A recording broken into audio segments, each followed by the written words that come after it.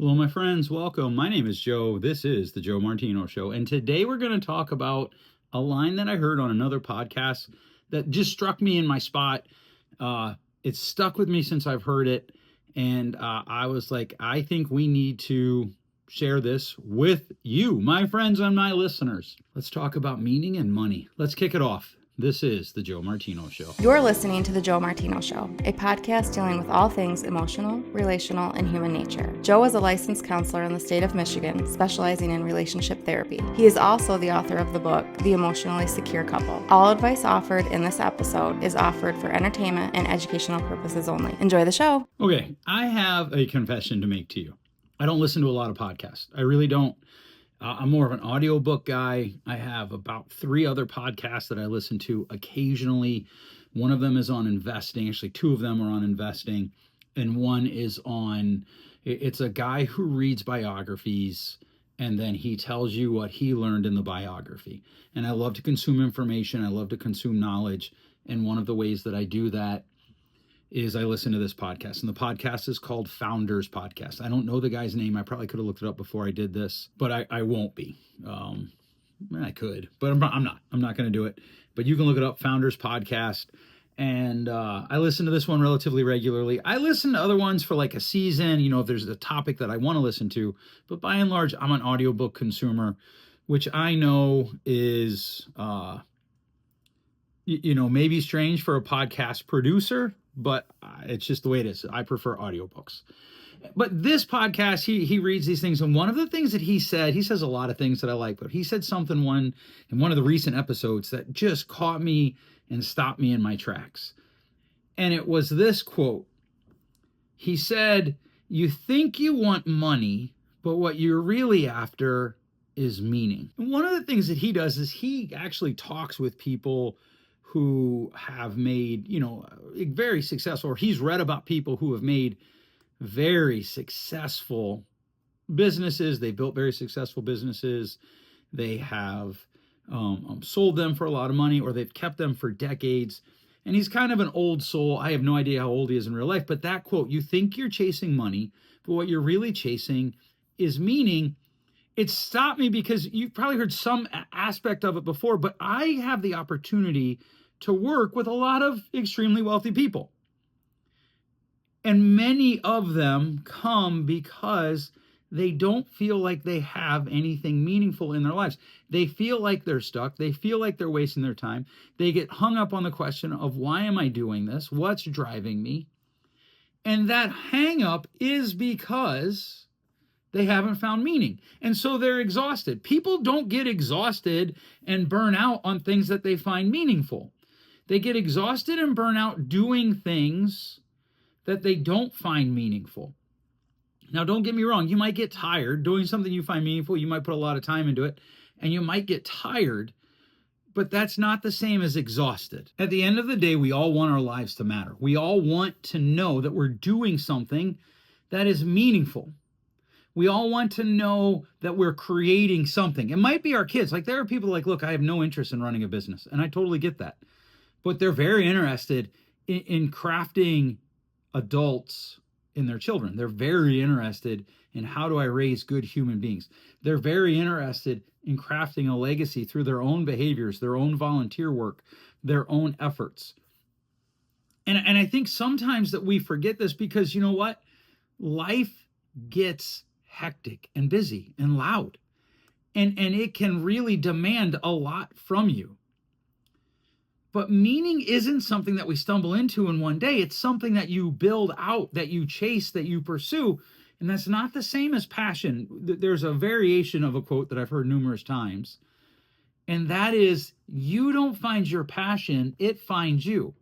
I tell people this a lot. I meet with young 20-somethings, and they are struggling with their, what am I going to do with my life? Blah, blah, blah. I'm not sure I like my major, blah, blah, blah. And I was saying, look, when I graduated college with my undergraduate degree, if you had told me that I'd be a counselor X amount of years later, I would have laughed at you. That wasn't even on my radar. In fact, when I went to graduate school, I wasn't sure if I was going to be a history professor or go into counseling. So I took a class out of each. And I love what I do. I find it very meaningful. I'm able to help people, and I love that. But I had to chase it. I had to pursue it. I had to be willing to fail. I think that's the hardest thing when we start talking about passion with people. One of the things that we talk about regularly, that I talk about regularly, is if you want meaning, you have to be willing to fail. You have to be willing to try and not succeed. You have to be willing to kind of take a swing at it and miss. And a lot of people, that's where they get hung up. They don't want to take that swing and miss. They don't want to push into the possibility of failing. And if you want passion, if you want meaning, you'll have to try things and be willing to fail. I had a lot of jobs that I'm glad I don't do anymore, but I can see how they all help me in the field that I'm in now. And, not everyone's path is that way. There are certainly people that they know what they want to do when they go to college, when they go to trade school, and they get right out of, trade school or college, and they're good to go. They are moving forward in a way that they want to move forward, and it's good. But the thing of it is you have to be willing to fail. In fact, if you want to change meaning, if meaning is something that you want to build, it'll start small, and it'll start with chasing passion. So maybe you're in a job that you're not passionate about, but what could you do that you are passionate about? Maybe you're in a career field that you don't like at all. What could you do in your spare time that you would find meaning in? Maybe it's volunteer. I don't know what it is, but what could you do that you find meaning? If you feel like your life is stuck or that you lack purpose in your life, you don't have to start with this big dramatic change. You have to ask yourself the small questions. What could I do that would be a small movement in the direction that I want to go? This highlights a truth that a lot of time meaning hides in plain sight. So, look, there are a lot of moms and dads out there who are overwhelmed. There are a lot of moms and dads who are overwhelmed. One of the questions that I ask them is, would you find more meaning if you were to take a moment at the end of the day and ask your kids 3 questions? What was the best part of today? What was the worst part of today? What did you fail at today? And just spend time with that. Just be present there. Put the phone down and look. I'm not anti-technology. I'm not anti-devices. But what would happen if you just put the device down, you just spent time with them? You didn't worry about potty training them, sleep training them, food training them, grass play training them, and all the different training thems that we do now. And you just let them be kids and you be parents. And it's okay. You didn't have to put on all your helmets and go on all your bike rides. You just hung out with them and then ask them simple questions. What would it look like for you to do that? What if you are in the success lane of business and you're killing it, but you don't feel like you're doing anything meaningful? Okay, well, what does that mean then? What does that look like for you to do something meaningful? Can you volunteer somewhere? Can you donate something somewhere? Can you donate your time? Most meaning comes from doing, and it comes from doing things for people other than ourselves. A lot of what our world pushes us to is consumerism, and that's typically not a meaningful activity. It really takes almost no skill to consume things.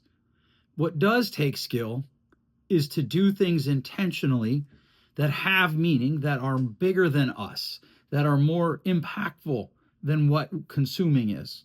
So there is it's meaning and skill behind doing things for other people. Well, I'm not very good at that. Okay, but what does that mean? Maybe you just go show up and sit with people. In every town there are retirement homes and nursing homes. And I guarantee you that the people in those nursing homes would love for people to come sit with them. I would guarantee you that people in those nursing homes would love for people to come read to them. Just sit with them. Just build a relationship with them. We're the loneliest cohort in the history of the world by all measurements. And part of that is just because we're so busy. So if we could just hit that pause button, if we could just slow down and decide, what are we going to focus on? Because purpose isn't found, it's made one small decision at a time. And when we choose to focus, what happens is we start to treat our attention as a resource. We tend to look at resources as purely things that we get. We do tend to, sometimes we'll look at time as a resource. And typically as we age, we do a better job of looking at that as a resource. But focus and attention are a resource as well. We actually have a limited amount of attention and focus for a day. Now, we can expand it, we can grow it, but in order to do that, we have to intentionally use it. One of the ways that we can intentionally use it and therefore build it is we can ask ourselves a question that will anchor us, that will help us to kind of just be present in the things that we find meaningful. And it really is a simple question. And it's this: what's one thing that I can do today that feels like it adds meaning to the world and life around me? What's one thing I can do today that I feel adds meaning to myself and the world around me? When you start to do that, you're planting a seed. When you start to do that, you're tending to the seed. When you start to do that, you're going to be more apt to pull out the weeds around the seed. It doesn't actually solve anything yet, but it puts you on the path to intentionally doing things that help you find meaning. Another way to ask this question: what's something I really care about today? Ask that question. Maybe ask both questions. What's one thing I can do, and what's something that I care about today? Because what happens is that helps anchor you. It gives you a reason to keep showing up. It gives your effort a weight that makes it feel like it's worth it. And you know how much I hate the phrase "makes it." So for me to use it, I'm doing it intentionally here because it allows you to move forward. Because I get it. You're tired, burnt out, just wondering what the point is, and you're not even sure maybe you can just do this anymore. But when you start to chase meaning by asking yourself just some simple questions: what do I care about today? What's one thing I could do to act on that thing that I care about so that I bring meaning to myself and the world around me? You start to move forward. And when you start to move forward, you can recognize something. You're not broken. You're not behind. You just want what every human wants: to feel like your life matters. And the truth is, it does. Even if you can't see it yet, I want you to really consider that you don't have to blow up your life to find meaning. Now, sometimes that will be the story. Sometimes, in fact, that's my story. I made a midlife career change. I moved my family from Ohio to Michigan without a job to go to school so that I could get into this field. Well, I didn't know for sure it was going to be this field, but so that I could get into a field that was more conducive to the family life that we wanted. But we have to start by paying attention to what's going on inside of us. We have to start by paying attention to where our time is going. We have to start by really looking at what's the energy we're putting out there. And now one of the ways that we decide how are we going to spend our time, or where are we spending our time, is I go through this with clients all the time. I do this pretty much on the regular. Intentions, expectations, and metrics. What is it that you intend to accomplish? What is it that you intend to do that you think will be meaningful? What do you expect to happen that will push against your accomplishing the thing that you're trying to do? And then what are the metrics you're going to use to decide if it was successful or not? Intentions, expectations, metrics. Now, the thing of it is I usually tell them we don't get to decide that there won't be anything that'll work against me understanding what's going on. We don't typically get to decide, well, I'm not worried about, what I have to expect that might push against me, because that's not going to happen. Because you know what? That's not real. In real life, things push against us all the time. The things that you want to do eventually get hard. The things that you find meaningful eventually get difficult. If they don't start out that way, that's wonderful for you, but it's not typically a sustainable path. Typically, even the things that start out easy get hard. And that's okay. That's okay. What we want to do is we want to consider, what are the things that I find meaningful? What really matters to me today? What is one thing I could do to act on that thing that really matters to me? That's anchoring, that's grounding, that's bringing us to the place where we're intentionally looking at what we're doing. Then we might ask ourselves, what is it that I'm intending to get done this week? What is it that I'm intending to get done over the course of the next 7 days, or just the next day, or the next 3 hours? What do I expect will work against that? And then what's the metric that I'm going to use to do this? To measure whether or not I did it well, whether or not it was a success. And these don't even have to be like lifelong things right now. They could just be, in the next year, here's something that I want to do that I find meaningful. Here's something that I want to do that I believe will increase the amount of meaningfulness that I find in life. That's an intention. I expect that work will push against that because my job can be very demanding. I expect that good life demands will push against that. And then you'll have to decide what the metric is that you're going to use to make that happen. You're going to have to decide, what is the metric that I'm going to use to make that happen in a way that I can say, yep, that was success or not. Right? So you'll often hear, for artists, write the book that you want to read. Don't worry about whether or not other people read it. The guy on the Founders podcast, he talks about he makes that show because he wants to read the books and he wants to listen to the episode. He is his first consumer. And so you have to think about that. Now, you may decide, you know what, I want to chase bigger meaning. I want to blow up my life. I want to go back to school. I want to move from Michigan to California.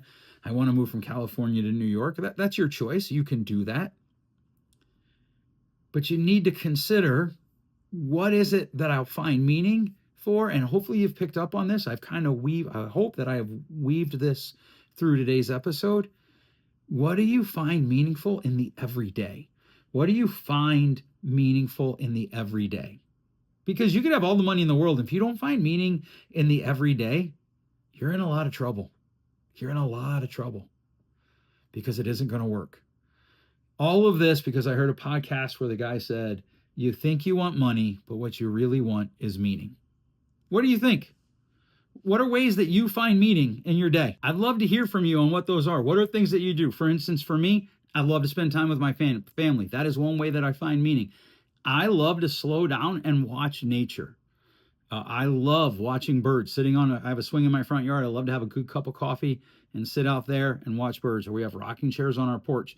Maybe sit on those and watch the birds. I enjoy that. If you can't stop and slow down and enjoy things, that might be okay if it's because the things that you're doing that keep you from stopping and slowing down are meaningful. Most of the time, though, they're not helping you find meaning. They're actually stressing you out for meaning. And so you need to consider that. All right, so hey, I hope that this episode resonated with you. I want to thank you for spending time with me.